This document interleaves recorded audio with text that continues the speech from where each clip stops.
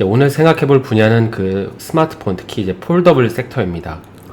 이제 개인적으로 폴더블 섹터는 앞으로 성장할 거라는 견해에 대해서는 이견이 없지만, 이제 한편으로는 뭐 AR이나 VR을 제외하면 이제 산업이 더 커질 수 있는가에 대한 어떤 트리거나 재료가 있는지에 대해서는 좀 의문이 있긴 한데요. 그래서 오늘은 좀 이 얘기를 해볼까 합니다.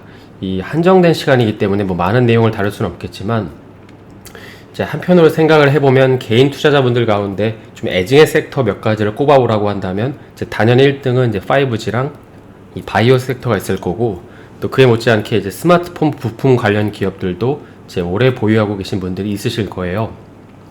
근데 한편으로 이런 섹터들은 내가 가지고 있는 생각과 또 시장에서 해당 기업을 바라보는 뷰에 대한 차이가 상당하죠. 그리고 이제 이런 기업 중에 대표적인 기업은 바로 삼성전자가 있습니다. 그래서 이번만 하더라도 그 삼성전자의 영업이익이 굉장히 좋게 나왔잖아요. 그리고 또 3분기에도 그 외국인들의 경우 이 삼성전자에 대한 컨센서스를 보면 이제 영업이익이 더 좋게 나올 거라고 전망을 하고 있음에도 불구하고 이 반도체 수요에 대한 고점, 그리고 이제 D램에 대한 고점 논란이 있기 때문에 이제 현재 이러한 주가는 이런 것들이 다 이제 반영이 되는 것이죠. 그리고 이제 들리는 얘기로는 그 TSMC의 3나노 수율이 의외로 잘 안 나오고 있다고 하는데, 그렇게 되면 자연스럽게 이쪽 분야의 2등인 삼성전자에 대해서도 이제 낙관적으로만은 좀 볼 수가 없는 거죠. 그리고 또 삼성전자라는 기업은 이제 반도체뿐만 아니라 이제 외국인들의 어떤 은행 역할도 하고 있고, 환율도 고려해야 되고, 또 경쟁사의 포지션도 봐야 하기 때문에 내가 생각하는 방향으로는 절대 움직이지 않습니다. 그래서 이런 괴리감으로 인해서 나의 투자 방식이 옳은가에 대해 끊임없이 자신에게 물음을 하고 계시는 것이죠. 이 말이 나온 김에 잠깐 여담으로 이 투자를 하는 데 있어서 장단점이 많겠지만, 제 개인적으로 생각하는 장점 중에 하나는 내가 틀렸을 때, 혹은 틀리지 않은 것 같지만 시장에서 내 선택이 틀렸다고 단정했을 때 과연 나라는 사람은 이건 얼마나 빠르게 인정하고 복귀한 다음에 이 포지션 변화를 할 수 있는가냐에 따라서 내가 얼마나 유연하고 탄력적이고 겸손한 사람인지를 알 수 있다는 것인데요. 물론 이제 어떤 경우에는 내 생각이 정말 옳을 수도 있고, 이 시장이 비정상적으로 혹은 이제 비논리적으로 움직이는 경우도 허다하지만, 어찌됐든 이제 그러한 모든 것의 합이 결국 주가로 대변되기 때문에 역설적이게도 금융시장은 늘 효율적이다라는 말이 나오는 것 같기도 합니다. 뭐 그렇다고 해서 이걸 인정하지 않는 사람이 겸손하지 않다는 건 아니고요. 취지는 이제 늘 귀를 열고 있어야 한다는 것이죠. 그렇지 않으면 이 상당한 기회비용이 발생하기 때문입니다. 뭐 약간 하다 보니까 이 꼰대 같은 소리를 좀 하고 있는데, 이제 본론으로 다시 돌아와서 보면 다음 달 11일에는 이런 식으로 삼성전자의 하반기 실적을 견인할 포인트 중에 하나인 이 폴더블 폰 3가 출시가 됩니다. 이 현재 유튜브나 관련 기사들을 보게 되면 이번에 출시되는 폴더블 폰 같은 경우에는 뭐 사양이나 이미지, 렌더링 유출본까지 다 공개됐기 때문에 하드웨어에 대한 어떤 기대감은 그닥 없지만, 한편으로 보면 이번에 출시되는 폴더블 폰은 작게 보면 이 삼성전자의 하반기 실적을 추정할 수 있고, 또 그 밑단의 기업들의 어떤 이익을 추정하는 데 도움이 되겠지만, 조금 넓게 보면 이 폴더블이 대중화되는 시점을 판단하는 데 있어서도 꽤나 중요한 이벤트라고 할 수 있습니다. 이 잠깐 폴더블 폰에 대한 히스토리를 살펴보면, 이 폴더블 폰이 처음 출시된 건 2019년이었는데요. 그 당시 초반에 이제 뭐 엄청난 환호성이 있었지만, 아시다시피 이제 비싸고 무겁다는 단점 때문에 좀 많이 안 팔렸죠.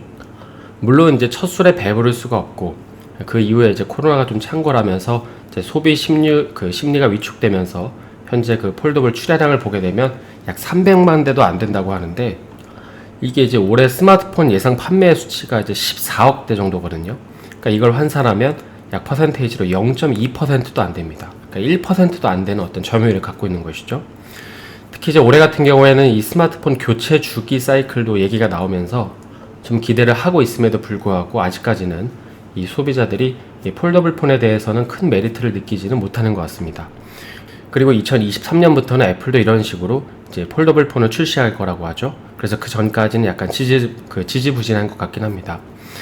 그러면 이제 이런 상황에서 이 현재 하이엔드급 스마트폰들이 많은데 왜 시장에서는 이렇게 폴더블 폰에 공을 들이고 있는 걸까요?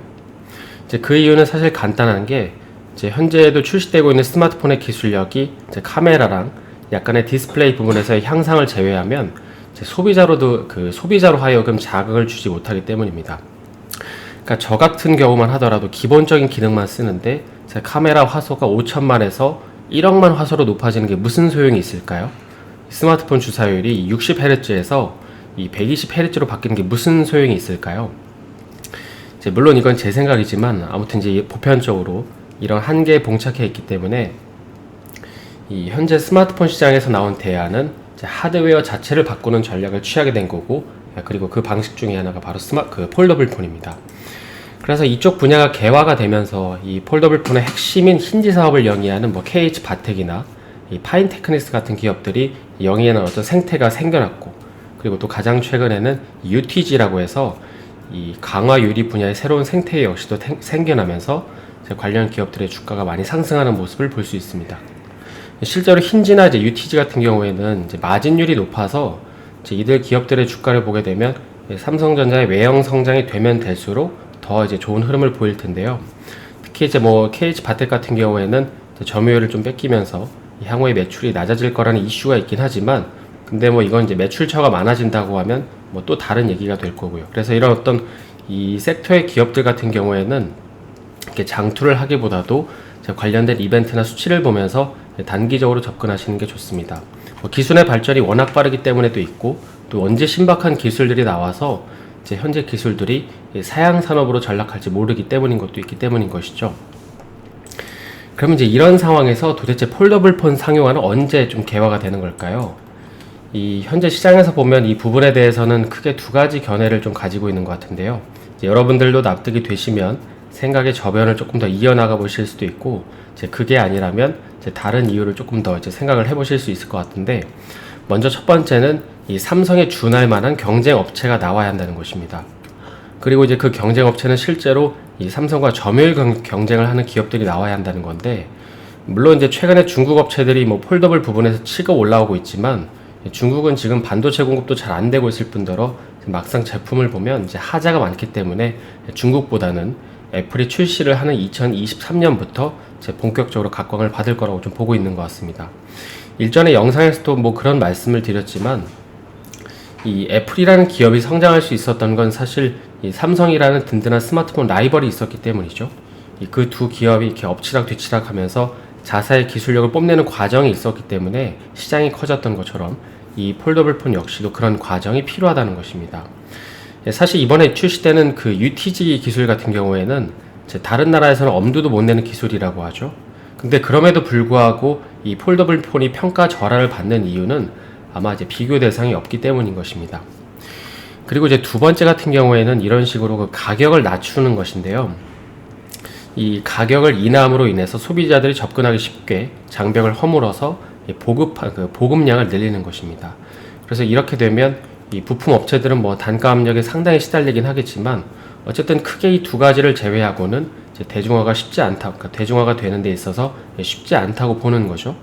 물론 그 사이에 폴더블을 활용할 수 있는 AR, VR 같은 어떤 신박한 생태가 조성되면 모를까, 현재까지는 이 두 가지밖에 없는 것 같긴 합니다. 그래서 내가 만약에 폴더블 섹터를 좋게 보고 진지하게 산업의 흐름을 보면서 좀 길게 투자를 해야겠다고 하신다면, 해당 포인트들을 기점으로 좀 비중을 나눠서 투자를 해보시는 것이죠. 관련 ETF가 없기 때문에. 그래서 어떤 이슈가 나오면 내 전체 비중이 얼마를 투자하고, 또 내가 기다리는 어떤 이슈가 나오면 또 내 전체 비중이 얼마를 투자하는 이런 방식으로 말이죠. 근데 개인적으로는 이 폴더블 폰 같은 경우에는 이 산업이 커지는 걸 확인한 다음에 투자를 해도 늦지 않겠다는 생각이 있긴 한데요. 네, 그래서 이건 생각이 다 다를 수 있기 때문에 중요한 건 이 본인만의 시나리오가 있어야 한다는 것입니다.